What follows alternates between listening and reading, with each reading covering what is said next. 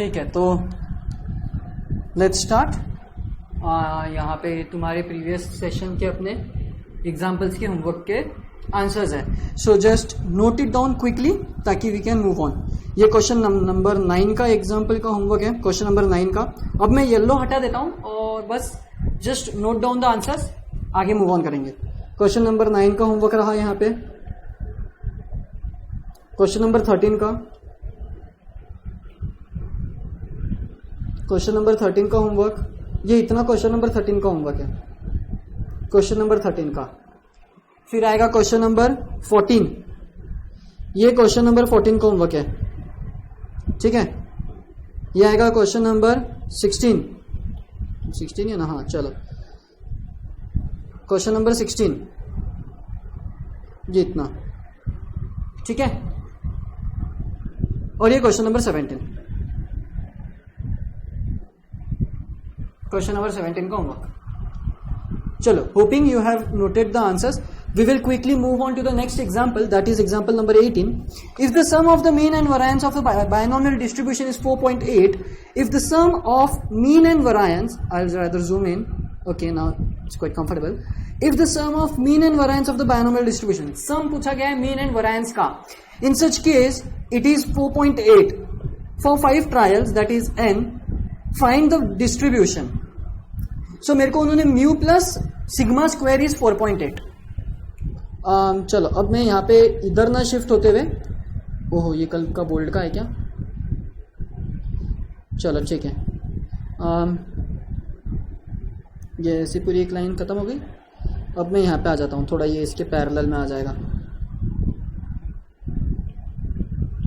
मैं जस्ट एक line draw कर लेता हूँ यहाँ पे ताकि मैं मेंटेन रहूँ, है ना। चलो ठीक है, इतना काफ़ी है। तो क्वेश्चन नंबर 18 थोड़ा बोल्ड कर लेते हैं, लाल को रहने देते हैं, ब्लू ले लेता हूँ मैं। ब्लू बोल्ड है क्या, चलो बोल्ड इनफ है। क्वेश्चन नंबर 18 या ब्लैक ले लेता हूँ, चलो काफ़ी टाइम बोलते हैं। क्या बोला गया है, if the sum of mean and variance, तो मीन है मेरा म्यू एंड वेरिएंस है मेरा sigma square. If it is equal to 4.8 and n is equal to for 5 trials, that is n is equal to 5, I need to find the distribution. What I need to find is the distribution. यानी कि तुम एक तो ऐसा बोलो कि p plus q to the power n चाहिए, या तो फिर NCR p to the power r q to the power r चाहिए, या तो ये दोनों में से एक अपने को चाहिए, ठीक है। तो अपन ये फाइंड आउट करने की कोशिश कर रहे हैं। चलो अपन दोनों भी निकाल सकते हैं, ठीक है ना, पर मैं mostly rather than writing that entire formula मैं p to the power n निकालूंगा, क्योंकि मेरे को पता है ये बायनोमियल एक्सपांशन है। बायनोमियल एक्सपांशन ऑल्सो को relates to binomial distribution. a plus B to the power n लिखो या p plus q to the power n लिखो, where a and b are nothing but the possibilities, एक चीज होने की possibility और एक चीज नहीं होने की possibility, that is what they are here. p and q are used instead of a and b, okay. Anyways चलो moving ahead, I know the formula of mu is that is np, and it is npq which is equal to 4.8, and my n is 5, so I'll just rather write down over here 5p plus 5pq is equal to 4.8. okay, मैं इसको नीचे लिख लेता हूँ।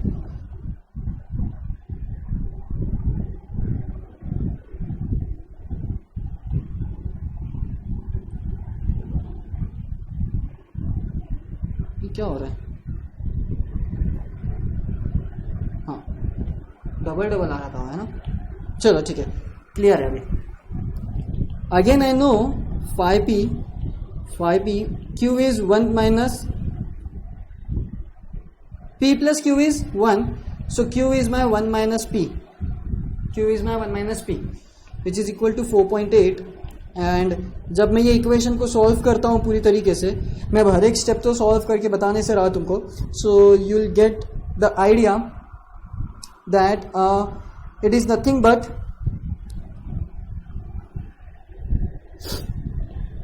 (10p minus 5p square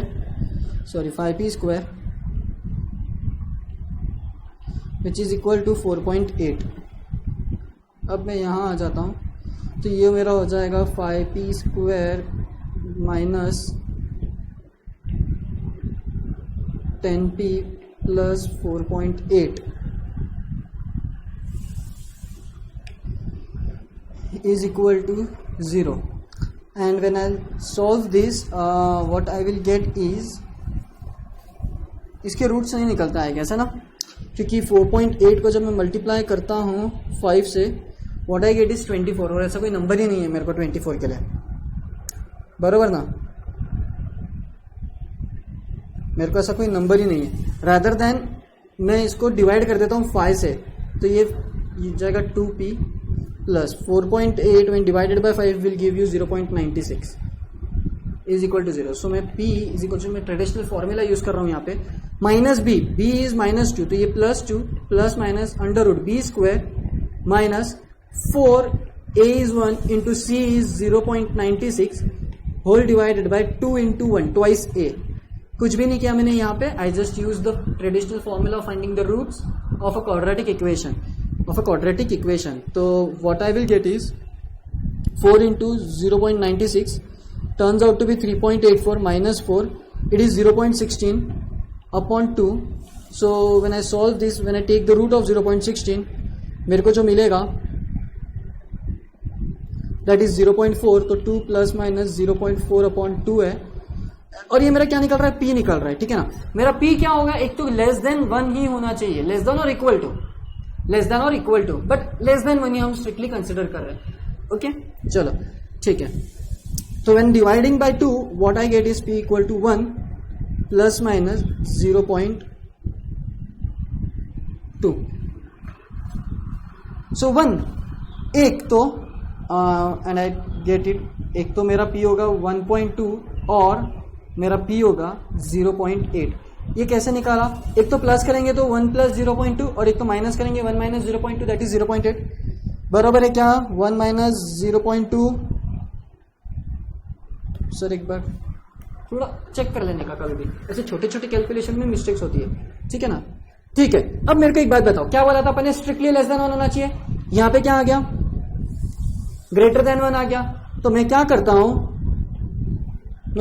हूं, मैं इसको eliminate कर दूंगा, since p is equals to 1.2 is greater than 1, this implies p cannot be equal to 1.2 and therefore p is equal to 0.8। जैसे मेरा p निकल गया 0.8, I knew कि q is my 0.2, and जैसे मेरा q ये आ गया, it is nothing but 0.8 plus 0.2 to the power 5। yes, ये मेरा p है, ये मेरा q है और ये मेरा n है। so I'll rather just write it in this way। Therefore binomial distribution क्या रहेगा मेरा, 0.8 प्लस 0.2 टू द पावर 5।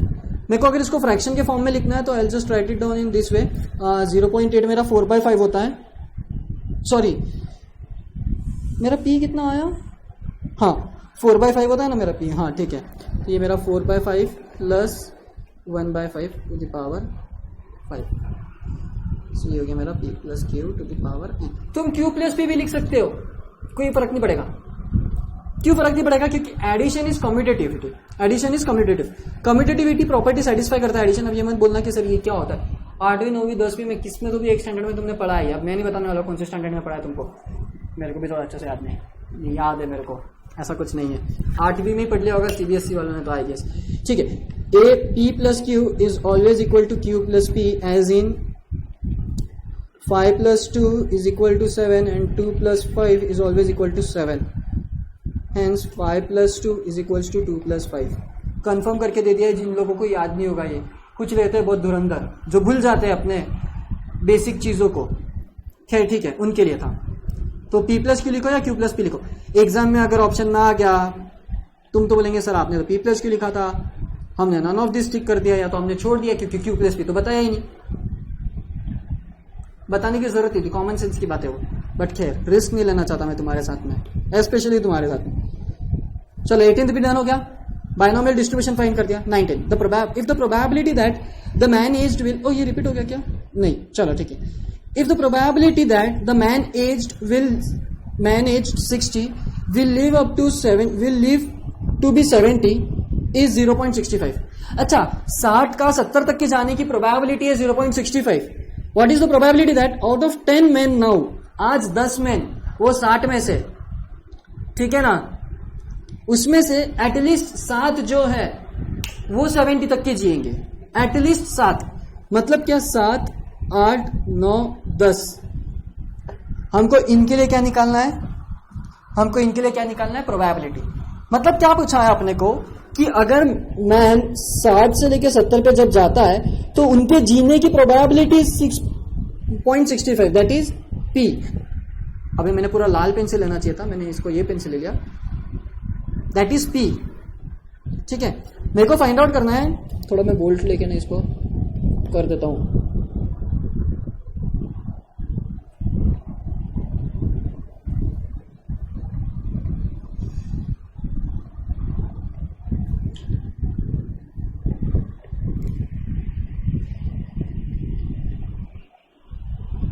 ये मेरा P हो गया. थोड़ा 3D टाइप्स हो गया है वो. चलो ठीक है, कोई नहीं. अरे यार ये आज ऐसे क्यों कर रहा है? छोड़ने की इच्छा नहीं हो रही इसकी स्क्रीन आज. हाँ, तो अपने को ये बताना है कि 10 men जो है ये 60 में से, उनमें से 7 एटलीस्ट 70 जिएंगे. वो 10 में से एटलीस्ट 7 जो 70 पे जिएंगे उनकी प्रोबेबिलिटी बताना है मेरे को. ठीक है ना? तो मेरा R क्या हो गया? 7, 8, 9, 10.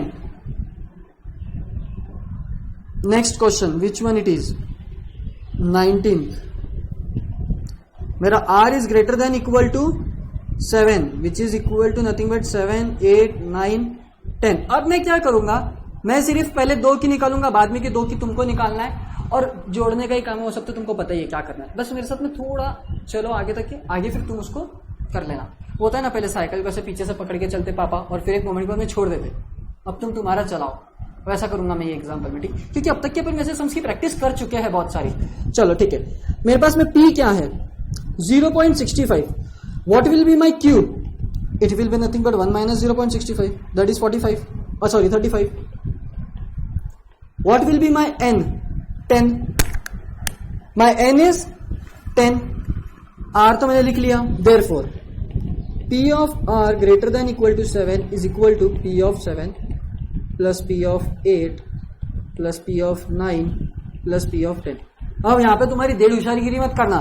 क्या सर, ये 1 minus P of 0, P of 1 ऐसे मत निकालते बैठना इतने सारे. चुपचाप 4 निकालो और काम खत्म करो. नहीं तो बोलेंगे वो कौन यूज करेंगे, अपन तो 1 minus 0, 1 2 3 4 5 6 7 1 2 3 4 5 6 तक के लेंगे. कुछ भी मत करो ऐसी चीज. ठीक है ना? चलो ठीक है, आगे बढ़ते हैं. तो मैं P of 7 निकाल लेता हूं. यहां पे ये हो जाएगा 10C7. मेरा P कितना है? 0.65 टू द पावर 7. ये हो जाएगा 0.35 टू द पावर बोलो 3 plus 10C8 0.65 to the power 8 plus into 0.35 to the power 2 plus 10C9 0.65 to the power 9 into 0.35 to the power 1 plus 10C10 0.65 to the power 10 0.35 to the power 0. अभी तक कितने रटा हुआ होना चाहिए तुमको. ठीक है ना? Equal to. अब मेरा टास्क ये बताना नहीं है, ये तुम निकाल लोगे तुम्हारे लिए. ठीक है ना? मैं सिर्फ पहला 1, 2 निकाल के दे देता हूँ. सिर्फ मैं पहला ही निकालता हूँ यार. इतना भी निकाल के देने की जरूरत नहीं है, तो पूरा कैलकुलेशन तुम कर लोगे.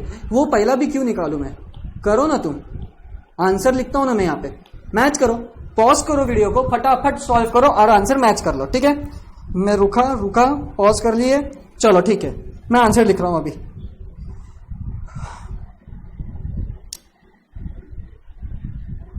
हम्म 0.5139 P of R greater than equal to 7 का ये मेरा आंसर है. ठीक है? ये चीज कैलकुलेशन वाली मेरा टास्क नहीं है अब यहाँ पे. अब यहां से थोड़ी स्पीड पकड़ेंगे अपन. क्यों सर? अरे भाई वीडियो का ऐसा कुछ नहीं है कि वो तीसरा चौथा वीडियो चल रहा है अपने एग्जांपल्स का. ये बात ये है कि मैं कब तक कि तुम्हारा हाथ पकड़ के कराऊं. यहां तक कि लाके दे रहा हूं मैं, यही बहुत बड़ी बात है, आगे का तुम करोगे। चलो ठीक है सर, इतना क्यों बोल रहे हो सर, हम समझ गए, चलो बढ़िया।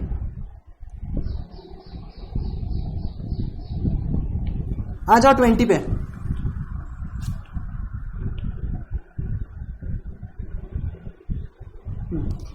The sum of the product of mean and variance, ओहो yellow mark, same as question number 18,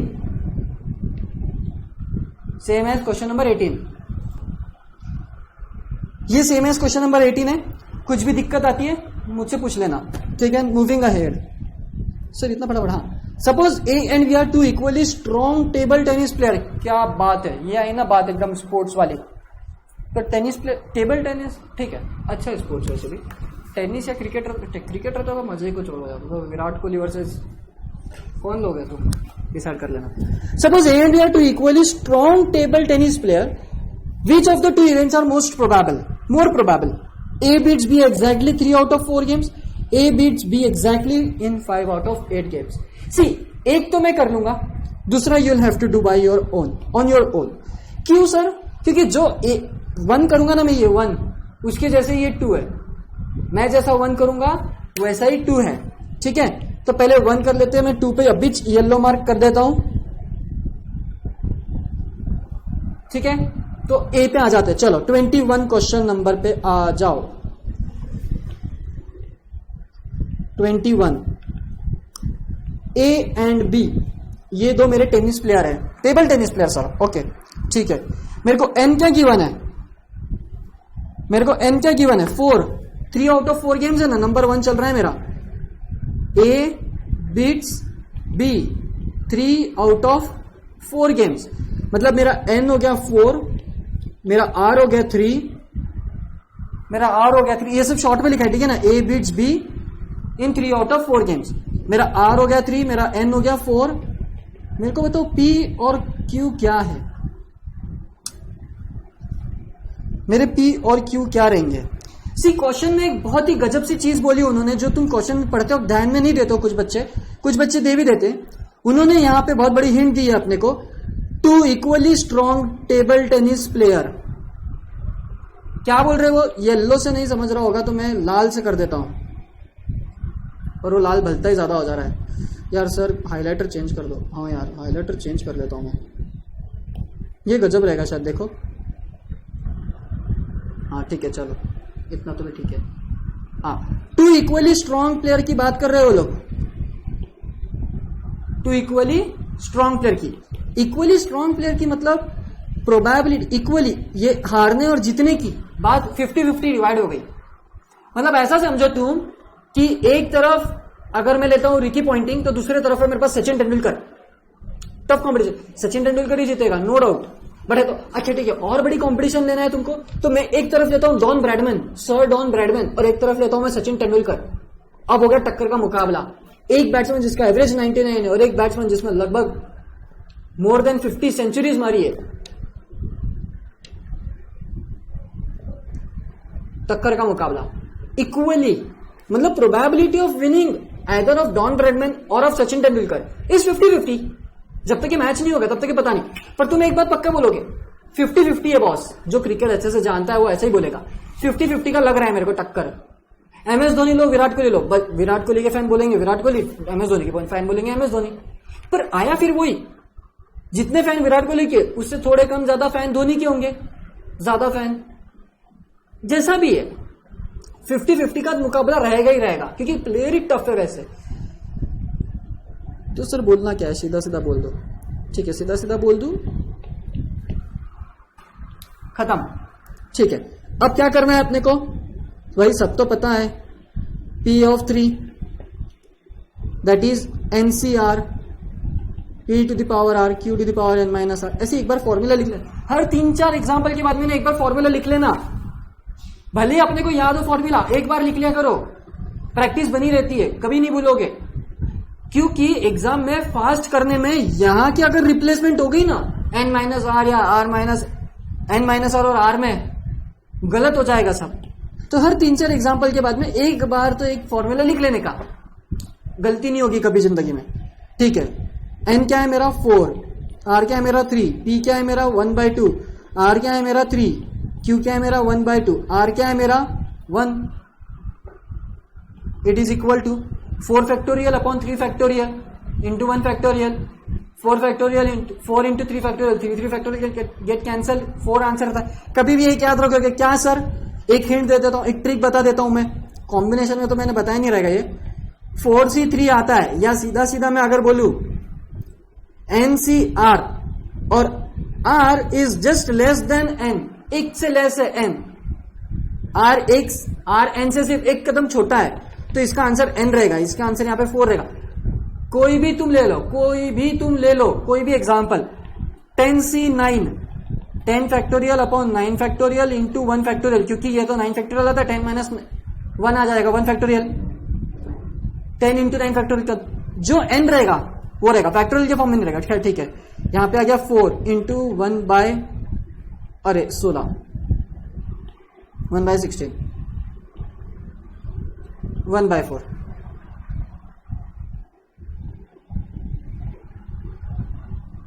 इतना सिंपल था सर, एग्जाम में भी इतना ही सिंपल आएगा क्या? हाँ आएगा, डेफिनेटली आएगा, ऐसे एग्जाम्पल्स आएंगे एग्जाम में, आ सकते आएंगे, मतलब गारंटी नहीं दे रहा मैं, आ सकते, ठीक है ना, नहीं तो बोल देंगे सर तुमने तो बोल दिया था, ठीक है। तो इसका आ गया 1/4 आंसर, 25%, मतलब 25% चांस है कि ए एग्जैक्टली बी को बीट करेगा, 25% सिर्फ, मतलब 75% A beats B exactly in 5 games out of it. बस ये 3 और 4 को चेंज कर दिया, वो तो तुम कर लोगे। Next 22, the probability that an evening college student, पहले के जमाने में हुआ करता था, probability that an evening college student will graduate is 0.4, यानी कि प्रोबेबिलिटी ऑफ पासिंग, एक इवनिंग कॉलेज में जो स्टूडेंट जाता है उसकी पास होने की probability 0.4। Determine probability that out of 5 students, 5 में से एक तो नन, 1 यानी 0, 1 और at least 1 will graduate, R0, R1, R greater then, ये इसके लिए, ये इसके लिए, ये इसके लिए। सर क्या ये हमको खुद से करना है क्या? हाँ यह तुमको खुद से करना है। बस थोड़ा सा मैं स्टार्ट कर देता हूँ एक जगह, बस ये लास्ट में थोड़ा अच्छा ही है, ठीक है। यहाँ पे तो इसको चलो यहीं सॉल्व कर लेते, यहीं हो जाएगा, हाँ हो जाएगा, यहीं हो जाएगा, इसको यहाँ जाने की जरूरत नहीं है, और फिर अपन यहाँ से डायरेक्टली नीचे शिफ्ट हो जाएंगे ताकि पैरेलली चले अपना, है ना। बहुत गजब, चलो बढ़िया। तो सर ब्लैक ले लो, ब्लू रेड लेते, रेड ले लेते, चलो जो तुम्हारी इच्छा बोलो वो। ए P ऑफ 0 निकालना है मेरे को, N कितना है मेरा, N कितना है मेरा 5, R कितना है मेरा 0, अच्छा P कितना है मेरा 0.4 टू द पावर कितना आएगा 0, 0.6 टू द पावर कितना आएगा, गलत नहीं सही है, सॉरी सही है।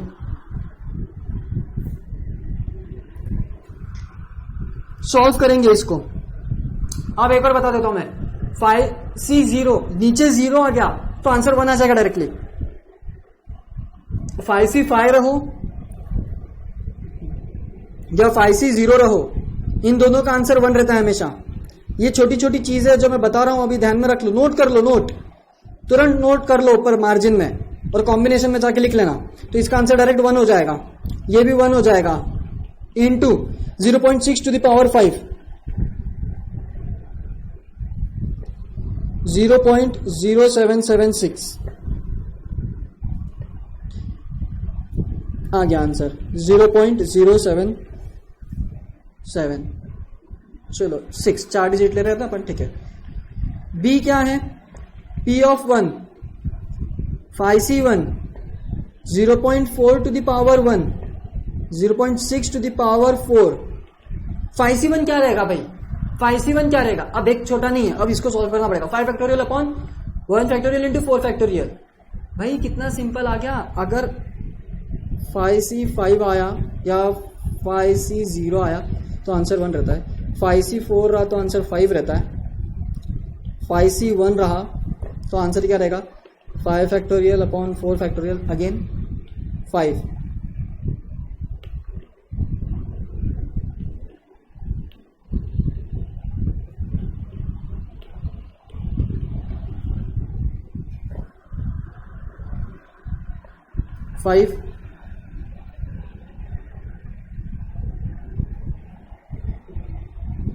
इंटू 0.4 इंटू 0.1296, 4 डिजिट ले रहे हैं ना, ठीक है, हाँ, इंटू 0.4 इंटू 5 0.3110। एक्चुअली 4 भी आता है वो, क्योंकि उसके आगे डिजिट ही नहीं खत्म हो रहा है, ठीक है। लास्ट, अब यहां पे मजा है। अब भाई उन्होंने क्या बोला, एटलीस्ट 1 विल ग्रेजुएट, मतलब P of R greater than equal to 1, मतलब क्या हो गया वो P of 1, P of 2, P of 3,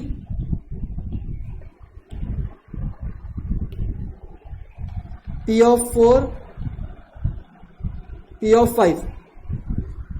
इतना निकालना टाइम है क्या अपने पास में? एटलीस्ट 1 बोला है ना, 1 यानी 1 से ग्रेटर। मैं देखो मैजिक क्या कर रहा हूं, जिनको समझ में होगा तो बहुत ही गजब, बहुत ही गजब। मतलब आगे का तो तुम सब खुद से कर लोगे फिर, मतलब मेरे को ऐसे दिल को खुशी मिलेगी ये देख के कि तुम यहां पे समझ गए हो कि अभी सर क्या करने वाले हैं, ठीक है ना। और जिनको नहीं समझा होगा तो प्लीज आई विल सजेस्ट यहां पे होने के बाद में फिर से सारे थियोरी पढ़ो, सारे फॉर्मूला पढ़ो, सारे एग्जाम्पल्स को फिर से करो, लॉजिक बढ़ाओ और फिर से करो। क्यों? आना चाहिए, थोड़ा दिमाग चलना चाहिए तुम्हारा। सर क्या बोलने वाले अभी? अरे भाई P ऑफ 0 से लेके P ऑफ 5 का अगर मैं एडिशन करूं तो इक्वल टू 1 होता है, और P ऑफ 0 को सिर्फ यहां से माइनस कर दूं तो मेरे को ये एडिशन का, ये सब्ट्रैक्शन जो है it is equal to nothing but P of 1 plus P of 2 plus P of 5। जिनको समझ गया होगा बहुत गजब, और अगर नहीं समझा होगा तो देखो अभी तुम्हारे ऊपर है यार, वो मैं क्या बोलता सकता हूँ। P ऑफ 0 इज 0.0776, तो मेरा आंसर दे देगा मेरे को 1 माइनस 0.0776, दैट इज 0.9224। आ गई बात समझ में? एकदम क्लियर, फंडा एकदम क्लियर हो जाना चाहिए देखते से ही कि क्या चल रहा है, ठीक है। Next question.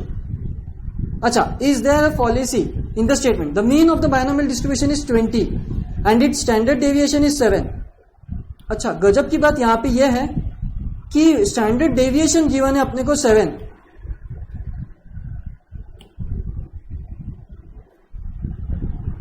सॉल्व नहीं करते बैठना है, दिमाग लगाना है। सिग्मा इज इक्वल टू 7 है, सिग्मा स्क्वायर क्या रहेगा, वरायंस 49, मेरा मीन क्या है 20, greater than mu. Wrong, not possible. अब फैलेसी क्या है इसमें वो तुमको अगर बताना है, उन्होंने ऑप्शंस में दिया Q और P की वैल्यू ग्रेटर देन और लेस देन 1, वैसे केस में तो तुमको तो कुछ भी नहीं करना है। जो तुमने ऊपर एक कहा इतना जो ऐसा क्वेश्चन हुआ है फैलेसी का, क्वेश्चन नंबर 10, क्वेश्चन नंबर 10 को तुमने देख लेना है, क्वेश्चन नंबर 10 के हिसाब से सॉल्व कर लेना है इसको। ऑप्शन में जैसा आएगा अब अकॉर्डिंगली तुमको सजेस्ट करना है। बट मैंने लॉजिकली बता दिया कि what is the fallacy in this. Fallacy is that कि sigma square is greater than mu, which is not possible. और इस कारणवश मैं तुमको गारंटी देता हूं, एक तो P नहीं तो Q, दोनों में से एक ग्रेटर देन 1 हो जाएगा, एंड हेंस बोथ। अल्टीमेटली बात इस पे ही आती है कि ये 7 होने की वजह से ये 49 हो गया, और इसकी वजह से स्टेटमेंट में फैलेसी आया, जैसा भी प्रोनाउंसिएशन है वो अपना अपना प्रोनाउंसिएशन डिपेंड करता है। ठीक है, मैंने तो इसको सॉल्व कर दिया है। यहाँ पे रेस्ट जो है वो P निकालना और Q निकालना वो तुम्हारे हाथ में, तुम निकालते हो तो तुम्हारे लिए गुड है, नहीं निकालते हो तो तुम्हारे लिए बैड है। नहीं, गुड ही है, मेहनत तो करनी नहीं पड़ेगी, आराम करो, काम ही क्या करना है। Next 24, 3% of a given lot of manufactured parts are defective. 3% of given lot of manufactured parts are defective, मतलब जो डिफेक्टिव है उनके सक्सेस दे रखा है अपने को 3%, मतलब 3 डिवाइडेड बाय 100, मतलब चलो ठीक है 3 डिवाइडेड बाय 3% में ले लेंगे तो 97% की बात चल रही है, नहीं 0.03 आ जाएगा। खैर ठीक है, चलेगा, कोई बात नहीं।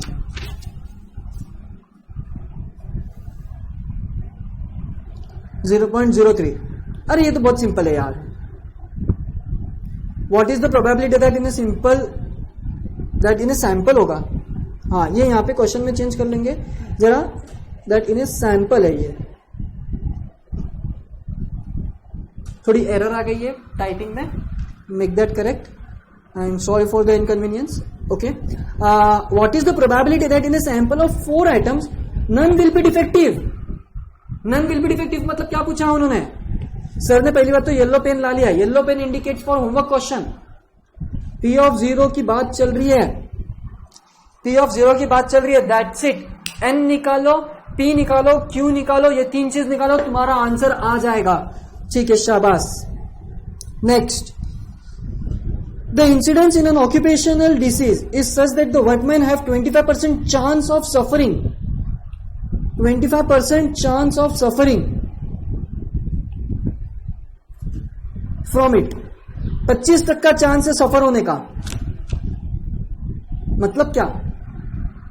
25 तक का मतलब P गिवन है अपने को। ये what is the probability that out of 6 workman 4 और more will contact the disease.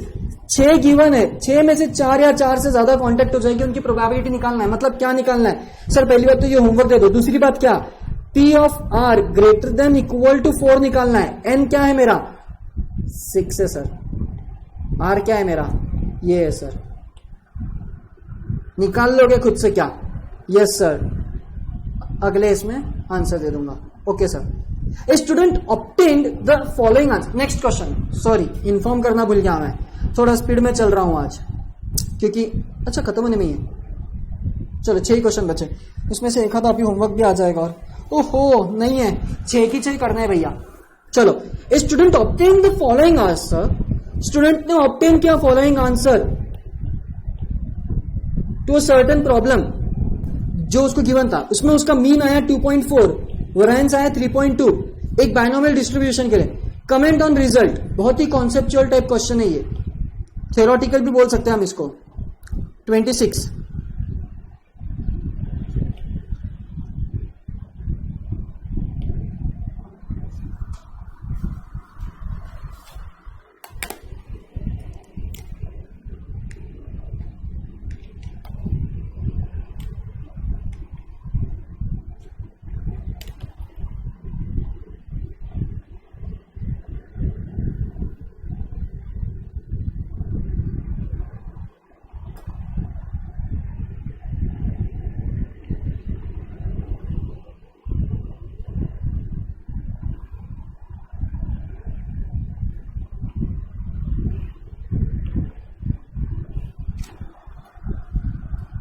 वजह लग रहा है ना इसलिए।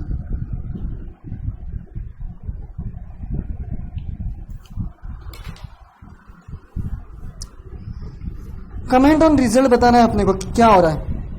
ठीक है, बाइनोमियल डिस्ट्रीब्यूशन में एक बच्चे ने एक जवाब में, कौन सा सवाल चल रहा है ये? 26।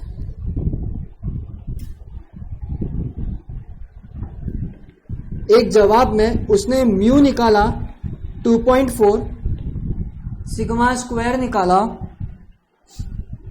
3.2, मतलब एनपी हो गया उसका 2.4, एनपीक्यू हो गया उसका 3.2।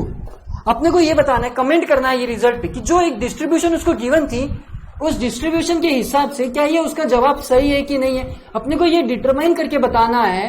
और ये बात तो सीधी बात है। यहां पे देखो, एक बात मैं सीधा बता देता हूं, mu is less then sigma square, तो मेरा यहीं पे किस्सा खत्म हो जाता है।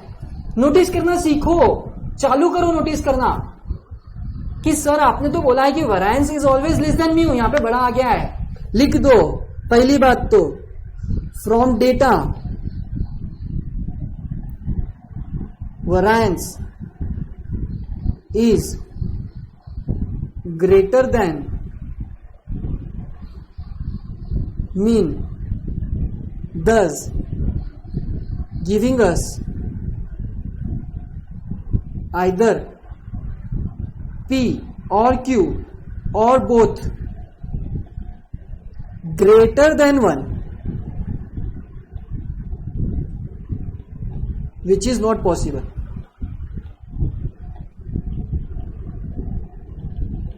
हो गया comment.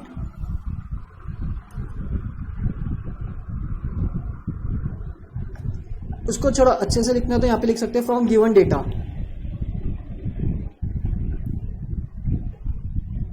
From given data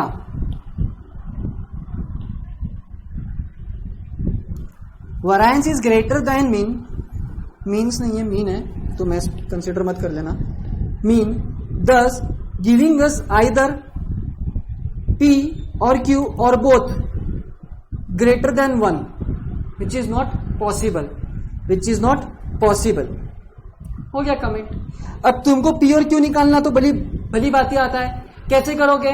sigma square divided by mean mu कर दो, तुमको P मिल जाएगा या Q मिल जाएगा। जैसे ही तुमको Q मिल गया तुम्हारा आ जाएगा, पता चल जाएगा ग्रेटर देन 1 है कि लेस देन 1 है। ठीक है, और Q ग्रेटर देन 1 ही आएगा डेफिनेटली। तो ये जो मेरा आगे का सेंटेंस है ना, ये सब ये कुछ लिखने की जरूरत नहीं। ओहो,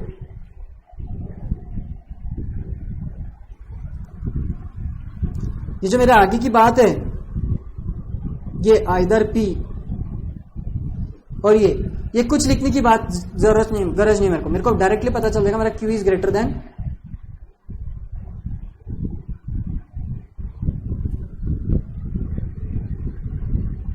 ठीक है ना, तो उतना कर लोगे तुम। ठीक है, बड़े सिंपल से और मस्त क्वेश्चन। तो मैंने बोला ना कॉन्सेप्ट पे ध्यान दोगे तो आसान है तुम्हारे। 27 if hens of a certain breed lay eggs on 5 day a week on an average, a hen of certain breed lays eggs on 5 day a week। 5 दिन, एक हफ्ते में से 5 दिन वो अंडे देती है। Find how many days during the session of 100 days. 100 दिन के सेशन में ऐसे कितने दिन with 5 hens of this breed will expect to receive at least 4 eggs, at least 4 eggs। मतलब अपने को ये बताना है कि 5 hen अगर इनकी 5 ब्रीड करे, एक सर्टेन ब्रीड 5 दिन एक हफ्ते में से अपने को अंडे देती है, ऐसा उन्होंने बोला है। अगर मेरे पास में उस ब्रीड के 5 hen है तो बताओ प्रोबेबिलिटी कि एटलीस्ट 4 एग्स मिलने की प्रोबेबिलिटी मेरी क्या रहेगी? 4 एग मिलने की प्रोबेबिलिटी क्या रहेगी? पहले तो मेरे को बता दो P क्या रहेगा। 27 P क्या आएगा भाई? 5 दिन, 7 दिन में से अंडे कितने दिन दे रही है मुर्गी? 5। सक्सेस हो गया इतना, तो Q क्या आएगा सर? 2/7। ये 5 यहां पे 2 फेलियर, 2 दिन नहीं दे रही है, बात खत्म। 1 - 5/7 करने की जरूरत नहीं है हर बार। ओरली करना, समझो बात को। नहीं समझ में आ रही है बात तो फिर जाके देखो, थ्योरी पढ़ो जो मैंने गिवन है नोट्स में, मॉड्यूल को पढ़ो। फिर भी नहीं समझ में आ रहा तो डायरेक्ट कांटेक्ट करो मेरे को, ये पूछो मेरे को कि सर मेरे को ये वाला कॉन्सेप्ट समझ में नहीं आ रहा, मैं कैसा गलत सोच रहा हूं या सोच रही हूं, तुम्हारा थॉट प्रोसेस बताओ मेरे को। नहीं आया मैं तुमको बताऊंगा कि कैसा सोचना है। फिर जो सोच लिया उसका तो काम हो गया, उसको कोई टेंशन नहीं है। जिसको प्रॉब्लम आ रही है मैं उसके लिए हूं, कभी भी कॉल करो, रुकना नहीं। बस ये सोच के कि यार ठीक है कर लेंगे, देख लेंगे आगे चल के, बिल्कुल नहीं। अभी का अभी हो जाने को चाहिए, रुकना नहीं कि कल होगा, भगवान भरोसे होगा। जय माता दी नहीं चलता है यहाँ पे सिर्फ अपना कॉन्सेप्ट और अपने बेस पे चलता है सब कुछ, अपना स्किल क्या है। ठीक है, चलो P निकल गया मेरा, Q निकल गया मेरा।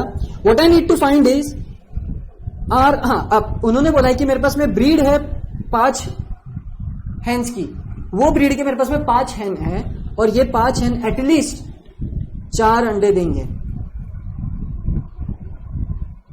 और मेरे को एक बात बताओ, उन्होंने क्या बोला पता है क्या? इफ हेन, अब तुम बोलोगे सर 4 है तो ग्रेटर देन इक्वल टू 4 है तो कहां तक के जाना है? 4, 5, 6, 7 सर जाना कहां तक है? कहीं तक के नहीं जाना है तुमको। एक चीज उन्होंने क्वेश्चन में गिवन है क्या? If a hen of certain breed lay eggs on 5 day a week on an average, मतलब ऑन एन एवरेज वो 5 दिन अंडे देती है। इसका मतलब अपन ये कंसीडर कर रहे थे यहाँ पे कि वो एक दिन में एक अंडा दे रही है, 2 दिन में एक तीसरे दिन में, एक चौथे दिन में, पांचवें दिन में, मतलब ऑन एन एवरेज 5 दिन में 5 अंडे मिल रहे हैं। अगर 5 हैन है तो प्रोबेबिलिटी एक दिन में 4 या 4 से ज्यादा मिलने की प्रोबेबिलिटी क्या है? अरे भाई एक सर्टन ब्रीड का वो जो है मुर्गी एक दिन में 1 अंडा देती है, तो अगर मेरे पास 5 मुर्गी आ गई तो मेरे को एक दिन में कितने अंडे मिलेंगे? 5 मिलेंगे। तो मतलब मेरे को मैक्सिमम अंडे एक दिन में कितने मिलेंगे एक वो टाइप के ब्रीड के मुर्गी से? 5। P of R greater than equal to 4, P of 4 plus P of 5। Sir इतना सवाल क्वेश्चन आएगा क्या? इतना आसान सा सवाल आएगा क्या एग्जाम में? यस। इसके अलावा और जो थोड़े बहुत टाइप अलग अलग कॉन्सेप्ट होंगे वो सब कर रहे हैं अपन यहाँ पे। इन्हीं कॉन्सेप्ट में से आएगा एक आधा। मॉड्यूल करो, मॉड्यूल में एक आधा नया मिल सकता है। नहीं आया तो मुझे पूछो, ठीक है? चलो P of 4 plus P of 5 कर लेंगे अपन। P of 4 तुमको पता ही है क्या होता है, P of 5 तुमको पता है क्या होता है। मैं डायरेक्टली आंसर लिख रहा हूं यहाँ पे। तुम्हारा काम है पॉज करो, लिखो तुम्हारा और मेरा आंसर मैच हो रहा है क्या, देखो। नहीं हो रहा है तो फिर से देख लेना, होना ही चाहिए, ठीक है? चलो इसका आंसर आता है 0.5577। लेकिन सवाल यहां खत्म नहीं हुआ है। सवाल कहां पे खत्म हो रहा है? During A session of 100 days. अगर दिख रहा होगा तो आप देखो, 100 डेज के सेशन की बात कर रहे हो वो लोग। 100 डेज की मतलब सर फ्रीक्वेंसी आ गई क्या? हाँ फ्रीक्वेंसी आ गई। मतलब n into P of R greater than equal to 4 निकालना है क्या? Yes. 100 into 0.5577। In short on an average 58 days. मतलब ऑन एन एवरेज 58 दिन है 100 दिन में से। 100 दिन में से 58 दिन में वो मुर्गी 4 या 4 से ज्यादा अंडे देती है। ये वो सवाल था, ठीक है? तो ये डे टू डे लाइफ सवाल है। तुम्हारे पास में एक मुर्गी थी, तुमने सोचा कि मैं मेरे पोल्ट्री फार्म को एक्सपांड करता हूं और यही टाइप यही ब्रीड की मुर्गी चाहिए मेरे को, और तुमने सोचा कि मैं आने वाले 100 दिन का कैलकुलेशन करता हूं कि ऑन एन एवरेज मेरे को ये कितने अंडे देगी, और मैंने मेरे दिमाग में डाला कि भाई मेरे को मिनिमम 4 अंडे तो देनी चाहिए। तो तुमने कैलकुलेट किया कि 4 या 4 से ज्यादा अंडे देने वाले ये 5 मुर्गियां कितने दिन देंगे ऐसे 100 में से। ये वो कैलकुलेशन जो तुम करोगे। Day to day life application बता रहा हूं मैं, ठीक है ना? ये वो कैलकुलेशन है जिसके द्वारा तुमको पता चलेगा कि भाई 100 में से 58 दिन है जिसमें मेरे को 4 या 4 से ज्यादा अंडे मिलेंगे।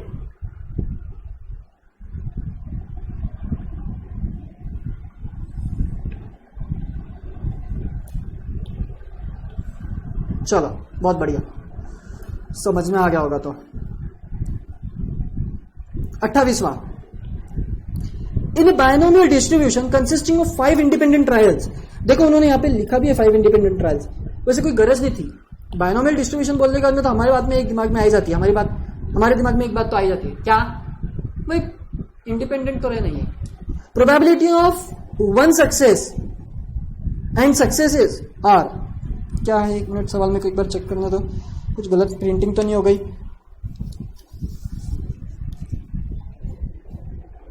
हाँ, यहां पे सवाल में एक चेंज करोगे। In binomial distribution consisting of 5 independent trials, probability of 1 success and 2। ये सक्सेसेस के पहले 2 लिखना, 2 सक्सेसेस। P of 1 के आने की और P of 2 आने की प्रोबेबिलिटीज गिवन है। Find P। मैं थोड़ा शॉर्ट में लिख के दे रहा हूं यहां पे, ये आगे का तुम कंटिन्यू कर लोगे क्योंकि बड़ा ही सिंपल सा क्वेश्चन है ये। P of R equal to 1 is given to you, which is equal to 0.4096, and P of R equal to 2, which is given to you 0.2048. You need to find P, वो small p, ठीक है ना? Small p निकालना है। तो क्या करोगे, मैं हिंट दे देता हूं। यहां पे हिंट ले लो, पहले तो येलो टिक कर लो, और यहां पे हिंट ले लो। हिंट कौन से पेन से लेते हो? ब्लू पेन से ले लो। Hint P of 2 divided by P of 1 करना है, तुम्हारा आंसर आ जाएगा। ठीक बात। चलो नेक्स्ट, शो दैट द, अच्छा क्या मिस्टेक हो रही है यार, binomial distribution with parameter N and P. ओ ये तो सीधी बात है, शो दैट, ये प्रूफ है, ठीक है ना, ये एक जनरल प्रूफ है। अपने को शो करना है कि variance is less than mean and variance can not exceed n/4। सी मैंने नोट में जब लिखा था अपने 2 एरोज में, एक बात यहां पे लिखी थी, वरायंस इज हायर,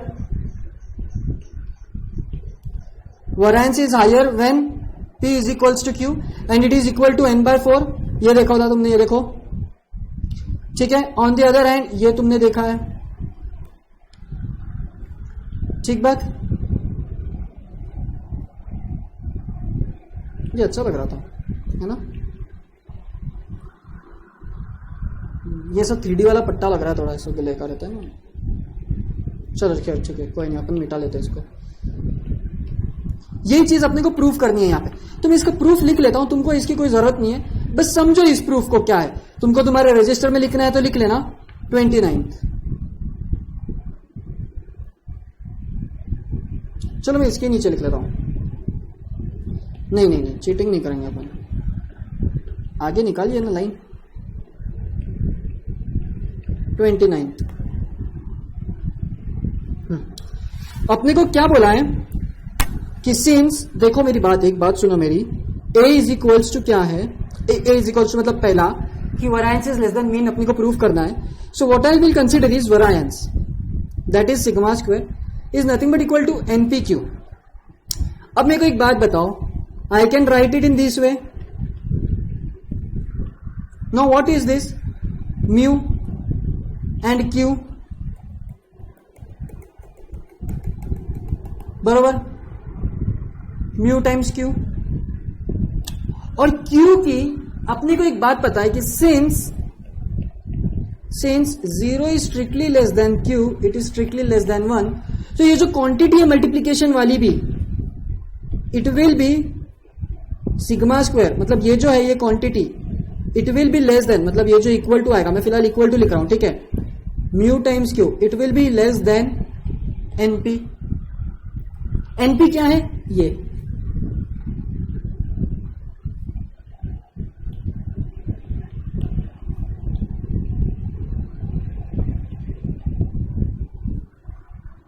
है ना।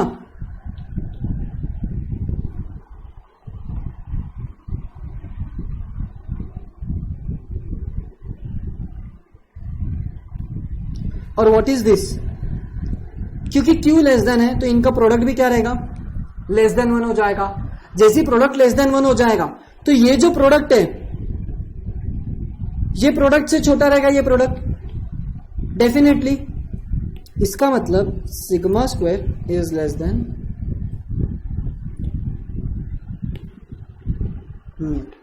ये हो गया तुम्हारा प्रूफ। अब बी, अब ये बी कैसा है पता है क्या, एक्चुअली बी का प्रूफ अगर मैं तुमको बताऊं तो वो मैक्सिमा एंड मिनिमा के तौर पे ही लिया गया है कि भाई अगर तुम्हारे पास में मैक्सिमा और मिनिमा है तो मैक्सिमा कौन से पोजीशन पे रहेगा, मिनिमा कौन से पोजीशन पे रहेगा। एक बात हमेशा ध्यान रखोगे कि maximum value of P and Q, क्योंकि इन दोनों का जब मैं एडिशन करता हूं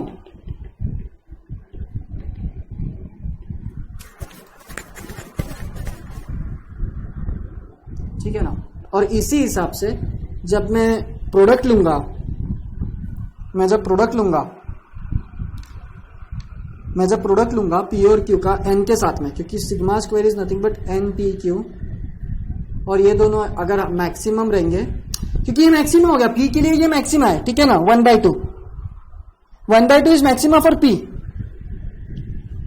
तो मैक्सिमम वैल्यू जो रहेगी वरायंस की, इसकी जो मैक्सिमम वैल्यू रहेगी will be equal to q equal to, इसलिए बोला था मैंने कि जब पी और क्यू इक्वल टू रहते हैं तो उनकी वैल्यू मैक्सिमम रहती है, and henceforth they are equal to n/4, क्योंकि इनकी वैल्यू 1/2 हो जाएगी तो sigma square is equal to n/4 आ जाएगा। सी वो जनरल सा प्रूफ है ये, इसमें मैंने डिटेल में प्रूफ नहीं लिखा है, जस्ट ऐसे एक आ गया क्वेश्चन तो रख लिया था, ठीक है। कॉन्सेप्ट को भूलना नहीं है इसलिए मैंने उसको रखा था यहाँ पे। चलो लास्ट 3 क्वेश्चन है। Out of 320 families, question number 30, out of 320 families 5 children with 5 children each, 320 families है और हर फैमिली को 5 चिल्ड्रन है। What percentage would be expected to have, ऐसा क्या परसेंटेज एक्सपेक्ट करेंगे अपन।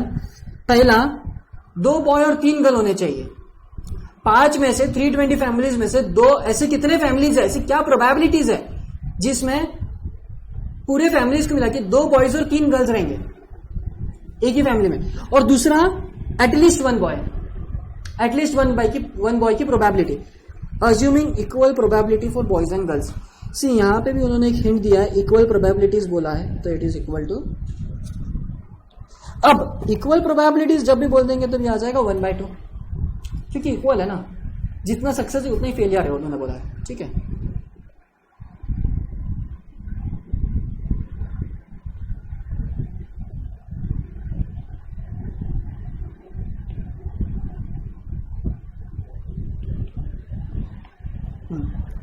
कौन सा क्वेश्चन है ये 30,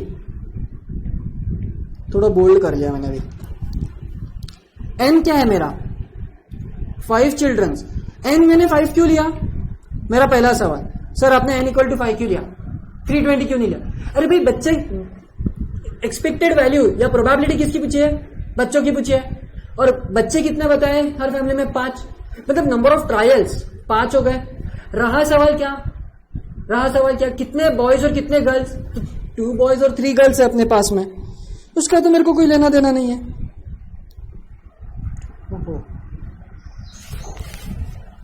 2 बॉयज और 3 गर्ल्स की बात चल रही है।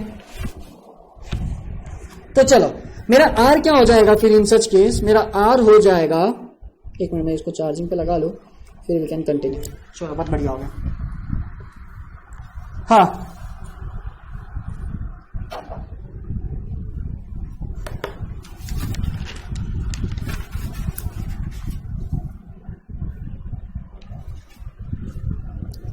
देखो मेरा आर है यहां पे 2 लेता हूं मैं, अगर आर मतलब आर क्या लिया मैंने 2 बॉयज, ठीक है ना, मतलब मेरा सक्सेस का पी क्या है मेरा 1/2, क्यू क्या है मेरा 1/2 है मेरा क्यू, बराबर बात है क्या, हाँ ठीक है बराबर बात है सर, ठीक है।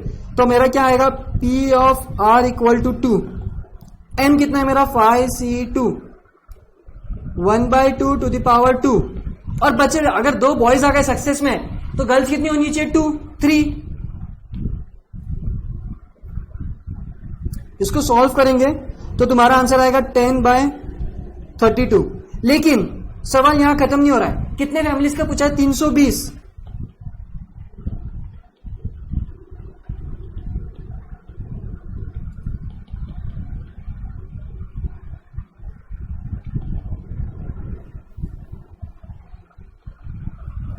परसेंटेज क्या हो गया फिर, परसेंटेज भी निकालना है अपने को कि क्या निकालना है, एक मिनट सवाल देख लेता हूं मैं, परसेंटेज निकालना है अपने को। हाँ what percentage would be expected, ये जो निकली है प्रोबेबिलिटी निकली है, ये जो निकली है प्रोबेबिलिटी निकली है, मेरे को परसेंटेज निकालना है, तो परसेंटेज तो यहां पे आ जाएगा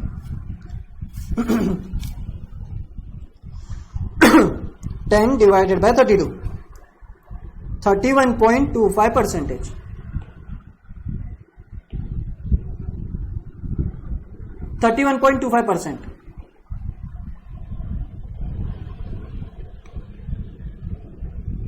सर नेक्स्ट हमको करना है क्या, तुम कर लोगे क्या खुद से, तुम में है क्या उतनी शक्ति। एक हिंट दे देता हूं, चलो एक हिंट दे देता हूं, हिंट किससे देते, लाल से देते, नीले से देते, हिंट किसके लिए, हिंट है दूसरे के लिए, हिंट है दूसरे के लिए, क्वेश्चन नंबर 22C के जैसा, similar to 22 C, similar to 22C है। अब तुम देखो वो तुम्हारे हिसाब से तुमको समझता है क्या। ठीक है, मेरा यहां पे टास्क हो गया।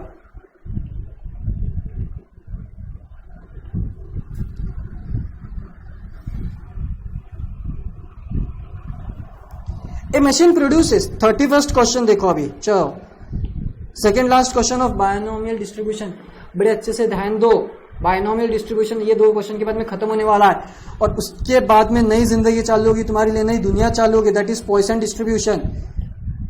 क्लियर नहीं होगा कोई भी कॉन्सेप्ट तो जाके ऊपर देख लो, कोई कनेक्शन नहीं है इतना, फॉर्मूलाज अलग है, सब अलग है, फिर भी यहां का यही खत्म करना है, इधर का इधर ही भोगना पड़ता सबको जिंदगी में भी, वही कारण वही काम है, अभी का बीच होना जो भी होना। ठीक है, चलो ये 2 क्वेश्चन के बाद में we will be done with probability, binomial probability distribution. We will then move on with Poisson distribution, the second topic of theoretical distribution, and then will move on to normal distribution also, last topic of theoretical distribution. ठीक है, 31st question पे आ जाओ फिलहाल। A machine produces on an average 20% defective bulbs. यार वही question repeat हो रहे हैं, पर ये क्वेश्चन बड़ा ही मजेदार क्वेश्चन है। ये क्वेश्चन तुमको समझ में अगर आ गया, ये क्वेश्चन अगर तुमको समझ में आ गया तो जम गया, और अगर ये क्वेश्चन समझ में नहीं आया तो नहीं जमा। तो क्यों ना हम इसको होमवर्क में रखें पूरी तरीके से, एक ट्राई करो। नेक्स्ट वीडियो में इसका कंप्लीट सॉल्यूशन दूंगा मैं, पॉइसन डिस्ट्रीब्यूशन स्टार्ट करने के पहले। ठीक है ना, इसको पूरा खुद से ट्राई करो, एक भी हिंट नहीं देता हूं मैं यहां पे। लगाओ जितना जोर है तुम में, जितना जोर है उतना लगा डालो ये क्वेश्चन के लिए, देखो तुम्हारा आता है क्या। अगर आ गया तो तुमको मतलब पता नहीं चलेगा कितनी खुशी होगी मेरे को यहां पे बैठे बैठे, और तुमको तो अलग ही खुशी होगी। एक कॉन्फिडेंस लेवल जो बढ़ेगा ना तुम्हारा, ऐसा गजब का बढ़ेगा कि कोई भी क्वेश्चन आने दो, तुम आंख बंद करके सॉल्व करने की हिम्मत रखोगे। तुम आंख बंद करके बस ये क्वेश्चन को सॉल्व करके दिखा दो। ठीक है ना, ऐसा कोई रॉकेट साइंस नहीं है ये क्वेश्चन में। मैं ये नहीं बोल रहा कि बहुत ही रॉकेट साइंस वाला क्वेश्चन है, थोड़ा सा तो है, हल्का सा 5-10% वाला। 100% आसान नहीं है, 90% आसान है। 10% में 10% के लिए भी नहीं बोलूंगा, 5% की मेहनत बोलूंगा मैं, पर ठीक है 10% ले लो। 10% की मेहनत करनी है, आ जाएगा। मेहनत तो करनी पड़ेगी। ठीक है, तो होमवर्क में लो ये वाला क्वेश्चन भी।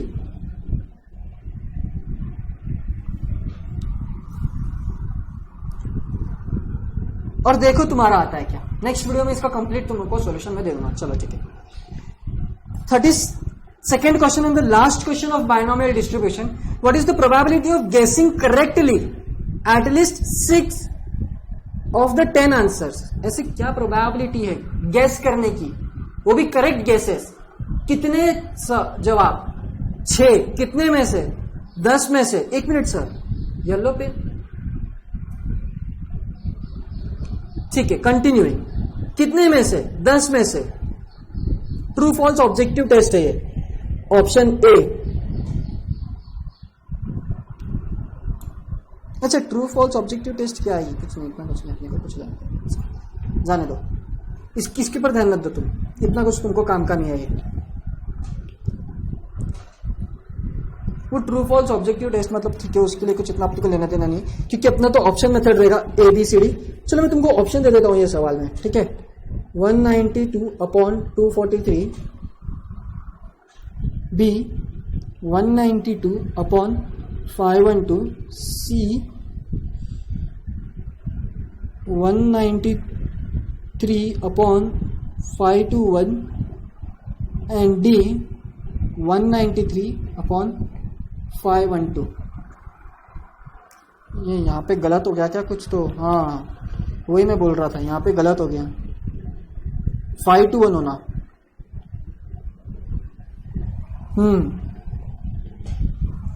521 होना। चलो ये 4 ऑप्शन है।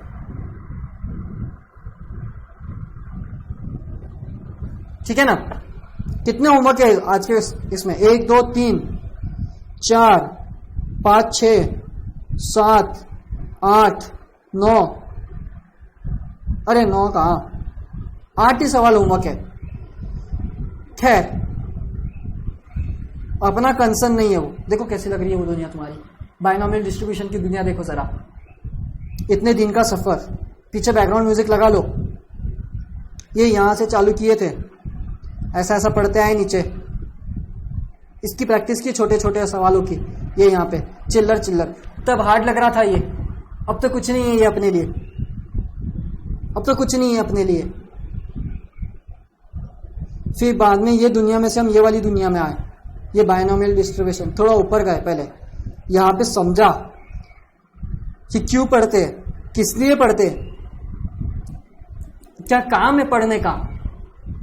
अब यहां से तुम यहां पे जंप करोगे,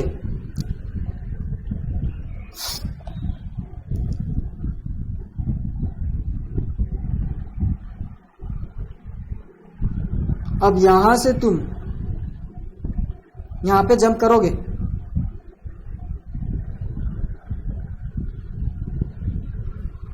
बड़े खुश दिखो, ठीक है ना। नेक्स्ट सेशन में we will start with Poisson distribution. अब इतना डिटेल चर्चा करने की जरूरत नहीं है अपने को हर सवाल के पीछे। एक बार बाइनोमियल डिस्ट्रीब्यूशन की इसमें तुम घुस गए ना, मतलब ये फिर एक जैसी है, थोड़ा बहुत, थोड़ा थोड़ा फर्क है एक जैसे, थोड़ा थोड़ा फर्क है।